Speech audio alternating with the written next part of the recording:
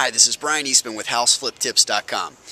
I'm out in the field today and figured I'd give you a quick video about purchasing properties and making money in tough economic times. If you're anything like me, you're sick and tired of hearing all the media talk about how difficult housing is and how nobody's making money in housing and how people are losing their houses left and right. Well, part of that, of course, is probably true. There are a lot of people that are not making money in houses. Today I wanted to talk to you a little bit about the advantages of working in a down economic market. Okay, so let's start with advantage number one of working in a down economic market. The obvious advantage is that there's less competition.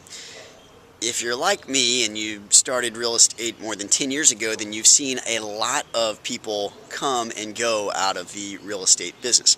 Now, the good thing for people who have continued to stay in the business is that means we have eliminated tons, and I mean tons, of competition. It used to be that every house that we would look at, there'd be 15 other people looking at the same house. These days, you might be the only one looking at a house. There may be nobody looking at a house that's up for sale. That's the beauty of working in a down economic market, is that your competition more or less has been eliminated. Okay, now on to item two. And I know some of you are thinking halfway through this video, God, there is nothing good about a down economic market. Stick with me. I promise there absolutely is. Item number two, let's talk about proven systems. Did you ever play basketball way back in the day and your coach would say, all right, let's just get back to the fundamentals. We're getting too fancy here. Well, that's item number two. You need to follow proven systems, systems that work, systems that have been proven to work time and time again for the last hundreds and hundreds of years in real estate. Get back to the basics. Sometimes people tend to get too fancy and try to find this way and that way to be fancy with a real estate deal and end up getting burned almost every time. Stick to the fundamentals. Does the deal fundamentally make sense? Am I going to be able to buy this for an extreme discount? Am I going to be able to put X number of dollars into this house? Am I going to be able to sell this house for what I think I'm going to be able to sell it for? How much are the houses around here selling for, and have they sold quickly? Those are the kind of things that you need to be paying attention to. Follow your proven systems in a down economic market, and you'll find it will pay you back every single time. Don't get fancy. Stick to the fundamentals. Stick to the proven systems that have continued to work for years and years. Okay, now on to our final thought number three about how to make it big in tough economic times.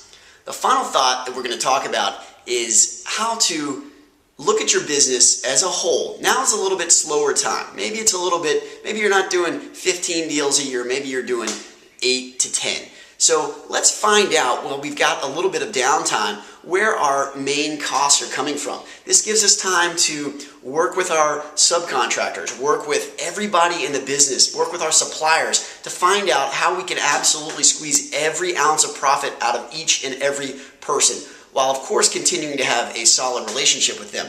When times are great, nobody really cares about double checking their costs and double checking their spreadsheets to make sure that their costs are staying in line. When times are tough and a little bit leaner, as they are right now, then it's a great time to go ahead, look at those spreadsheets, look at the costs that you last spent, and let's compare them over costs that you spent in the years prior, and let's try to get those costs down as much as possible.